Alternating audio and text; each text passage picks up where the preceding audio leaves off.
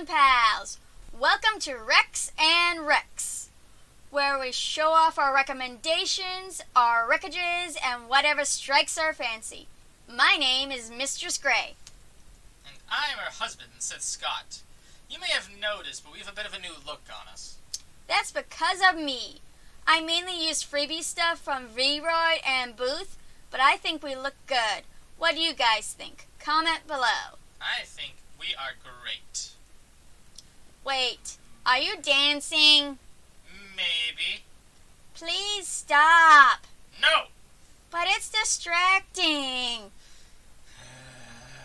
Fine. Yay. You just don't like me dancing, but I'm still gonna dance in my soul. So long as it stays there. You're making fun of me. No. You can have as much dancing as you want at the end of the video.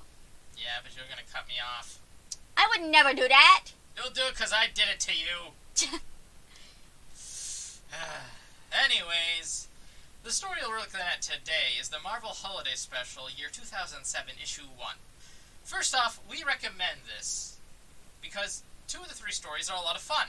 The less fun one isn't really bad per se, but you'll see when we get there. Also, it says Holiday Special. What it really means is just Christmas Special, because there's, no other holidays apparently. What? There are no other holidays in December. Hanukkah doesn't exist. Yule, what is that? New Year's Eve? Who knows what that could possibly be for? It's in the name New Year's. Anyways, you at least reference New Year's in one of the issues. So, let's talk about false advertising, shall we? You're just a bitter baby. Only a little bit.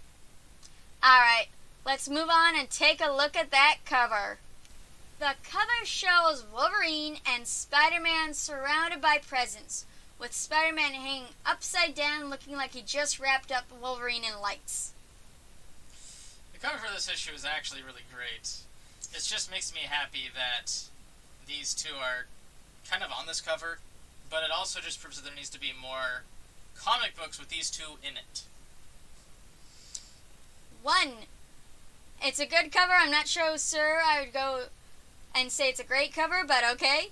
And 2, Wolverine and Spider-Man are 2 of the biggest characters at Marvel. I'm sure they have plenty of comics together. Still not enough comic books. Plus, they don't even have a live action yet. What, you'll only be happy if Hugh Jackman plays opposite Tom Holland? You know what, I'm fine with Hugh Jackman playing opposite to Tobey Maguire or Andrew Garfield. Well, at least you're not picky with your Spider-Mans. Well, there's everything good in any Spider-Man, you see.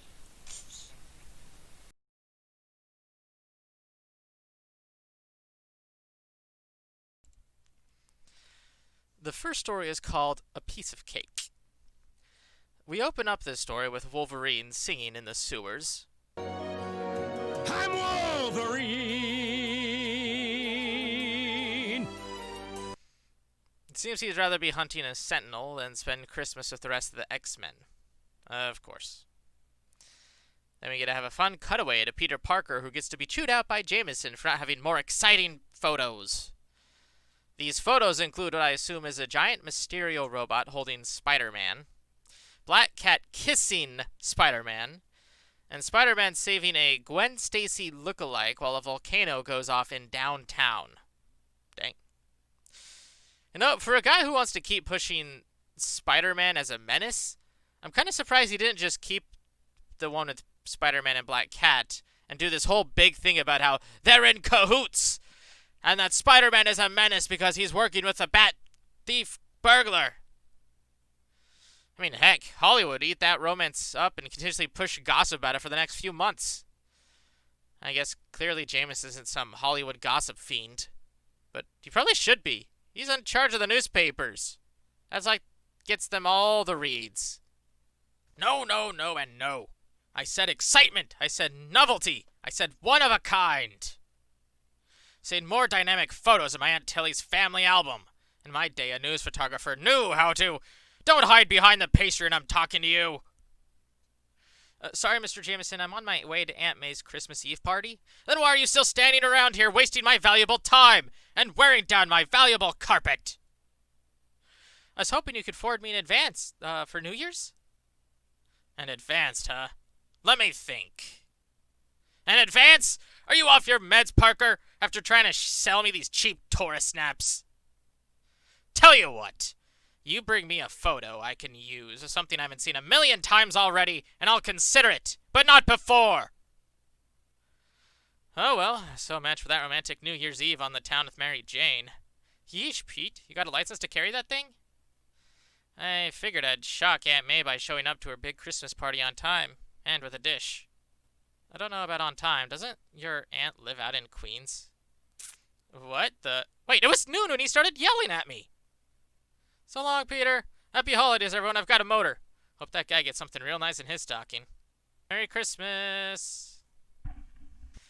The art isn't bad for the most part of this, but there are some ugly faces that look like they're melting in some of these shots. One of these ugly faces get to go to Peter Parker. That's right, Peter Parker. One of the main characters of this story between Wolverine and Peter Parker. He gets to have a bad face. Really? Jameson looks better than Peter Parker. That should never be a Spider-Man thing. Never. Though I will say this about it. I am very impressed with how Jameson was yelling at Peter for 2.5 hours and you did not realize he was holding a cake until he asked about it. I mean, I guess when Jameson's in a rage, you could maybe forget about a cake in front of him, but then he's not really raging at anybody. He's just raging at a cake and thinking it's Peter. Does he just do that often? Where he just yells at inanimate objects and thinks it's Peter Parker? Because honestly, that would kind of explain a lot about, their relationship a bit. Also makes me feel bad for some of his inanimate objects. The poor cake. Anyways, Wolverine, going back to him, finds the Sentinel he was looking for, and then he calls Professor Xavier to get a pickup on it. Instead, Iceman answers the phone, and while Wolverine is distracted by this, the Sentinel starts to move. We find out that the one behind this Sentinel is no other than Santa! Okay, fine. This isn't the real Marvel Universe Santa. Honestly, there actually is a real Santa Claus in the Marvel Universe. This is what he actually looks like. And he is actually an Omega-level mutant. Only kind of joking. Not really. Also, can we just appreciate that Wolverine's face looks like this when he says, Santa? I say we can. Apparently, this Santa was fired from his department store job and decided that robot revenge was the way to go. Just your average Tuesday in the Marvel Universe. Peter Parker, meanwhile, we're cutting back to him again, for whatever reason, is trying to now get the cake safely to Aunt May's house without destroying it like every other cake he's ever had in every Christmas ever since he's been Spider-Man. He doesn't have a good track record with cake. I wonder where this cake's gonna go. Ugh. I mean, to be honest, if he didn't actually try to get a 3-tiered cake, just look at this thing. He might have actually been able to manage this to just the subway, or just the buses, or literally any transit system that New York has. But, Peter Parker. He is very great with decision-making, so he decides that the best way to do this is through Spider-Man swinging. So he's trying to swing with one hand, holding the cake in the other hand. Oh, jeez. Did the cold freeze his brain cells while he was outside debating on this? Ugh, don't want to think about that. Anyways, now we get a cut back to Wolverine, who then also cuts back into Spider-Man, as Wolverine goes splat next to Spider-Man during this entire fight scene. Spider-Man gently puts the cake down, probably the smartest thing he's done in this entire comic run so far. Watches Wolverine's fight, and then sighs and decides to jump into the fight. After saving Wolverine's bacon, Wolverine gives Spidey the 411. The thing we already talked about, Santa Sentinel thing. Mind a little help on this one? Don't do me any favors. Come to think of it, if I set up a couple cameras on the scene, I bet I can get that front page shot for Jameson. I'll have to save the city and have a happy new year and a Merry Christmas. The cake. Vroom. See, this is why we can't have nice things. Oh, that was a close one. And so your dashing young hero, having saved dessert from almost certain destruction, basks in the eek.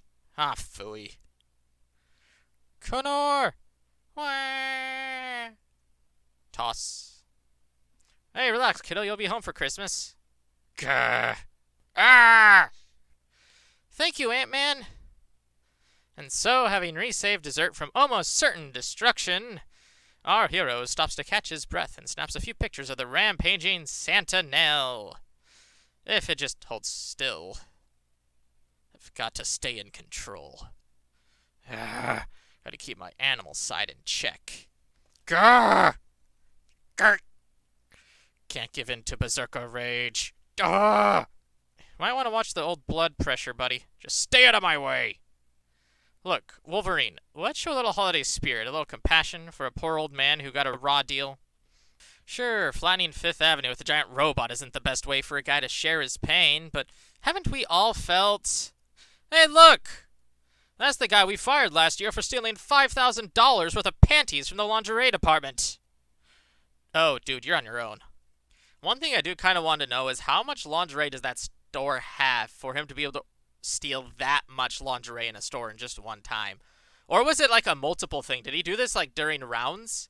And he just stole like constantly like $100 worth of lingerie every time he came in? Because if that is, that's pretty impressive. And especially if he just got lingerie, like does he have like some secret underground business of selling lingerie? That makes me also question if he does that as a Santa gimmick too. Ugh. Okay, enough with my lingerie tangent, sorry. Hang your stockings and say your prayers, Spider-Man. Whoop! Can't let the beast out of... heck with this! Ah! Roar! Ho, oh, oh! Roar! Roar! Sploot. Look, you may be low on holiday cheer, but I doubt even you want to disembowel Santa Claus in front of all the kids in New York City on Christmas Eve. You know, this is probably why Spider-Man never has any good cakes. He always uses that as his first go-to to just save the day. Maybe that's how we have this one other panel where we get to see Peter holding one of the cakes with a Dr. Octopus arm. That may have been his way of settling that mishap, was throwing a cake at Dr. Octopus. And then he took his arm. Or something along those lines. I don't know, Peter's just not really smart in this. Granted, he's not very smart in Marvel in general. Anyways, Santa goes to jail, not dead, thanks to the cake. The cleanup crew comes for the robot. And Wolverine and Spidey have this fun part. Spider-Man looks very sadly at his empty plate. Wolverine, being the very hard and testosterone man he is, says that he'll help him if he promises not to tell anybody. Where we then cut away to Peter having another cake, somehow. Aunt May then gets very happy and melancholy as she thinks about her absent friends and probably Uncle Ben. Then she gets sad about that. But she also talks about how happy she is about the cake, which Peter says he's a bit surprised about, too. And then it goes to absent friends, where we then have another cutaway to Wolverine. But we can't end on this note. No, we have to do another piece of what about the thing with Peter Parker and New Year's. Remember how we said we referenced New Year's? Yeah, this is where it gets referenced. Yeah, I know. This is talking about the date with Mary Jane. Remember, he has to get a dynamic photo for him to be able to go to the date with Mary Jane? Okay. Jeez, you don't remember the comic we're talking about? I was thinking about it differently. We only have 3 comics. Reviewing. Are you reviewing another holiday comic in your head? You want me to explain my full thing the way I was thinking about it? Yes! No, I don't know. You're recording this? Yes! They can't even hear your part of it. I get the mic. Anyways, we can't end on a sweet note here. We have to go back to the dynamic picture because, as you know, Jameson wants a good picture or Peter can't go on his New Year's date with Mary Jane. So we gotta have a cutaway where Jameson says, "Great job with that picture." And Peter's just like, what? And then he looks and he's like, "This is not the picture I thought you were going to pick." And we turn out to see that the front page of this newspaper is Wolverine baking a cake. Now, this makes me wonder, why is this in the front page? And what did he write under the blurb? Does Jameson have this big conspiracy thinking that the media oversaturates the hate for mutants? So he actually believes that they're all kind, and they just get picked on for being different? So he wants to show the world that Wolverine just uses his claws to cook and to bake? Because honestly, that would be hilarious, but also I could see that work for Jameson at the same time. Anyways, that's just a rant. But that's where this first story ends.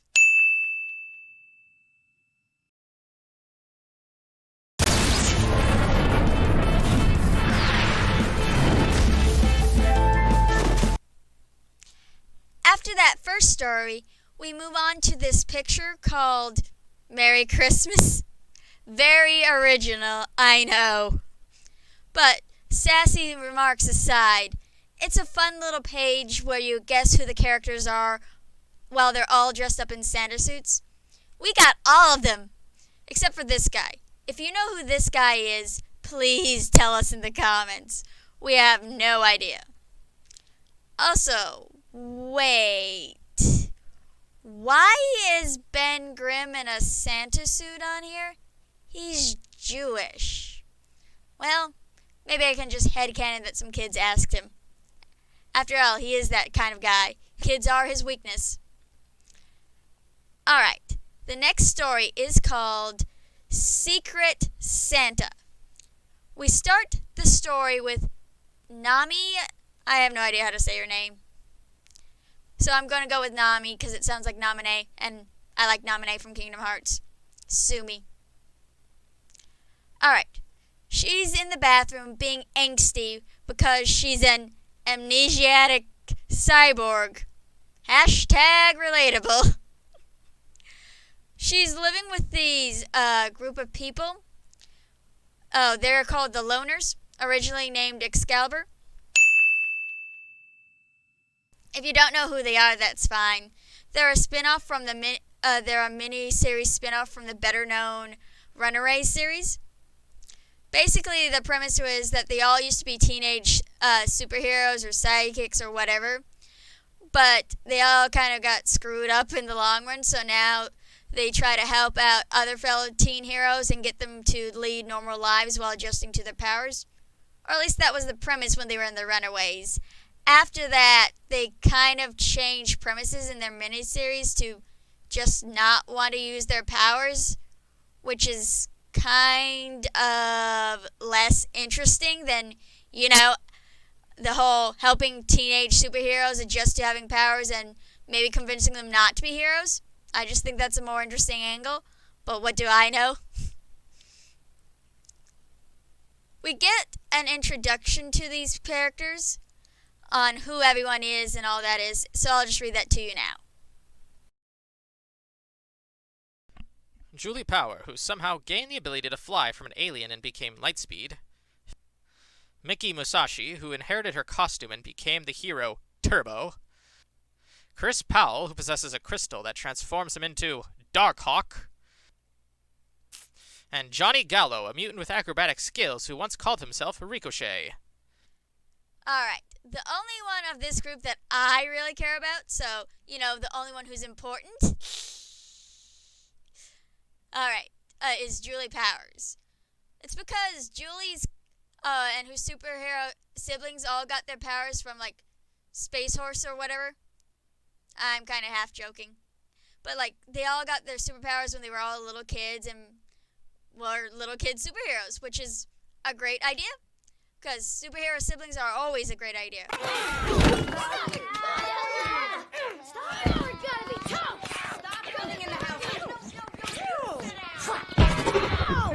But Marvel likes to tout out Julie and her siblings in their kid comics because kid superheroes who are siblings works great for kids.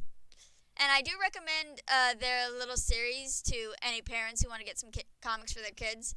Like, they're not as well known, but Marvel has some good ones aimed at them. And this group of the Loners or Excalibur or whatever you want to call them are all just celebrating Christmas together with a secret Santa exchange. And they give all these really meaningful gifts to each other. Like, what Julie Power gives the amnesiac cyborg Nami and a diary. And because she has difficulty remembering her past, and Julie thinks it's a great way to help her find herself. And that's just a really sweet and thoughtful gift. And this one guy gives Julie an olive branch and a $50 coupon to In-N-Out Burger because they used to be friends, but they were going through a rough patch, and this was his way to apologize and show that he really cared and thought about her. And, like, all these are really sweet, but it would all mean a lot more if we actually knew these characters. Like, I know Julie Powers, but there's no guarantee that people picking up this book would actually know these characters, especially if they were drawn in by Spider-Man and Wolverine on the cover. Like, you can do one-shots where you have characters that have a rich history and make them more accessible to people who haven't heard of them before, but all these gifts are so specific, it kind of feels like it was taken out of their miniseries and just randomly dumped in an anthology. It doesn't feel like a story meant for an anthology. It just feels kind of taken without any thought to regard or how it would fit. But after that gift exchange, they all decide to go down to the mall and help out Santa, which is honestly a sweet way to end this. Though I haven't even talked about what I felt is the worst aspect of the story. Like, overall the story is good, but this story has one aspect I really don't like. And that is the artwork. Like, gosh, people look like they have really awkward or ugly faces in a lot of these shots. Like, I get stylization, but it's just not pleasant to look at all the time.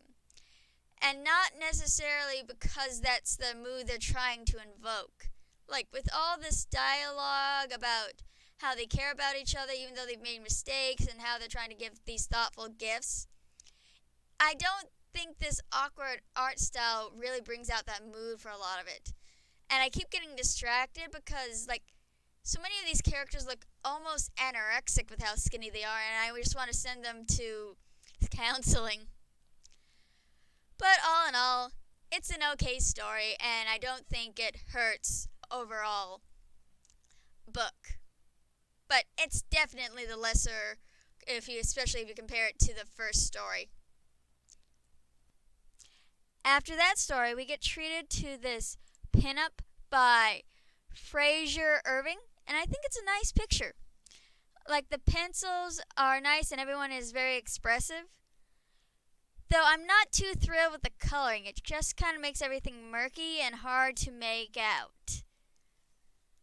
Also, I'm not sure who the lady in red is or the person who looks like they're just a shadow is.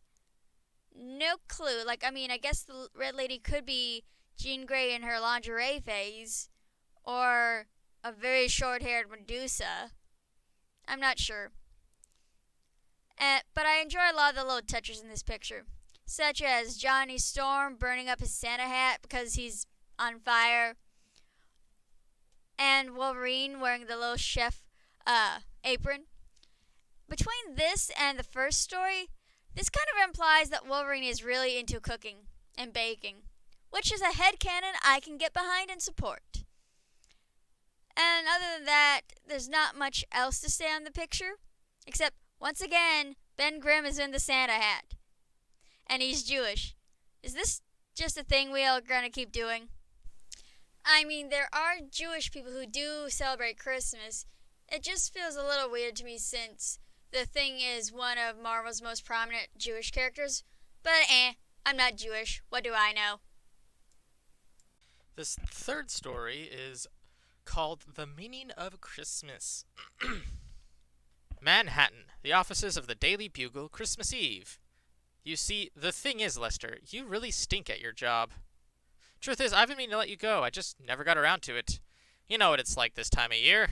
Well, yes, Mr. Griffin, but fire me? Seriously? Yeah, but line up, Lester. It's Christmas after all. So I'm going to give you one more chance. Bring me something really spectacular by 6 p.m. tonight. Something that'll make the color supplement sing like a diva. And the joys of paid employment are yours for another year. The Baxter Building, the headquarters of the Fantastic Four.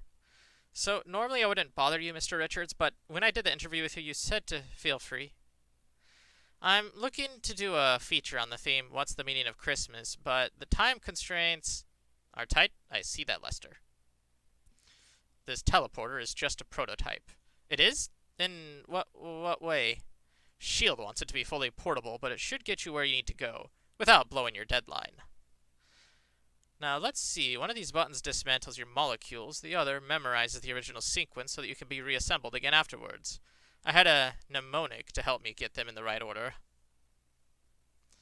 A is for atoms, the switch on the left. Okay, got it. Or is that A for atomize? Atomize.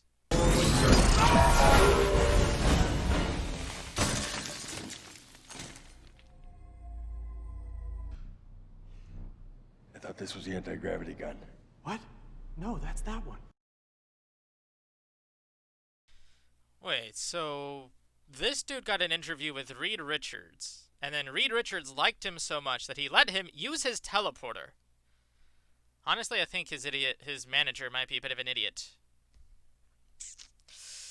It is worth noting that interviewing Reed is probably not as impressive as we think. I mean, this dude also, likes to publish, is a published researcher and does a lot of public appearances. Anyways, after he talks about giving a favor and using his teleporter, he then gets teleporting privileges from Reed Richards. So he decides to use that to go to several different places. We're just going to go over some of the highlights because, man, he gets around with that teleporter. The Kingdom of Latveria. In the shadow of Castle Doom, it's forbidden to celebrate. Even Christmas pudding is punishable by death. By death? Really?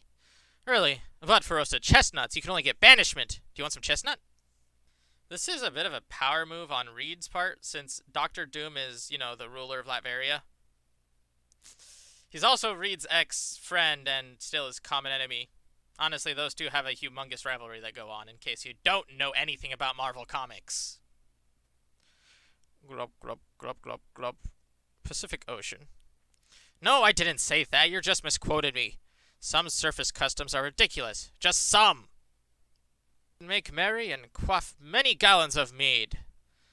Volstagg, we're pre-Christian gods. You know that, right? You think I careth? Mead is mead! Well, I'm in a geosynchronous orbit with the mistletoe, and I've got all this eggnog, a few mince pies, but no one's come by.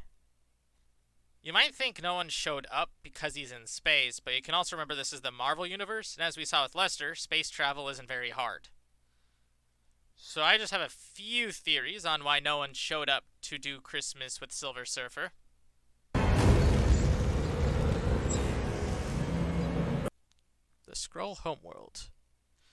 We Skrulls don't have public holidays as such. Say, are you in a position of any authority? Do you have access to important secrets? No, but that would be my editor. Oh, thanks. Back to the Baxter Building. Thanks, Mr. Richards. I couldn't have done this without you. No problem. Reaching out to people is what Christmas is all about. Can I... No, that's off the record. So, there it is, Mr. Griffin. What's the meaning of Christmas, the people ask, and the public, well, it tells us. I like it, Lester. I like it a lot. I'm going to give you a 10% raise and a dead turkey so you can cook and eat. You are? Really? Yes. Why does that lack authenticity? Is this not what an editor does when rewarding a subordinate? I mean, yes. Thank you, sir. Thank you so much. Do not embrace me. My species does not practice. I mean, you're welcome. Ho, ho, ho. The meaning of Christmas is right there, Mr. Griffin. Oh, just wait until I tell my wife. Tell her also that I acted entirely in character. I will, sir. Thanks again. Eggnog. There is still much to learn. That is, folks, the meaning of Christmas.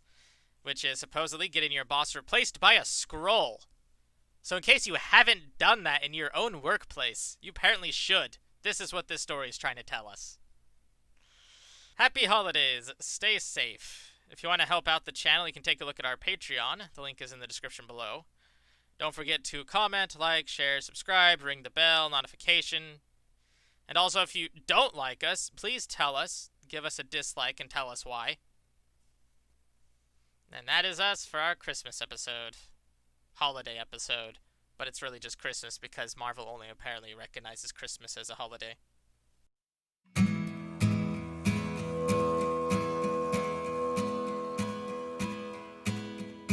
The first Noel, the angel did say, was to certain poor shepherds in fields as they lay, in fields where they lay keeping their sheep on a cold winter's night that was so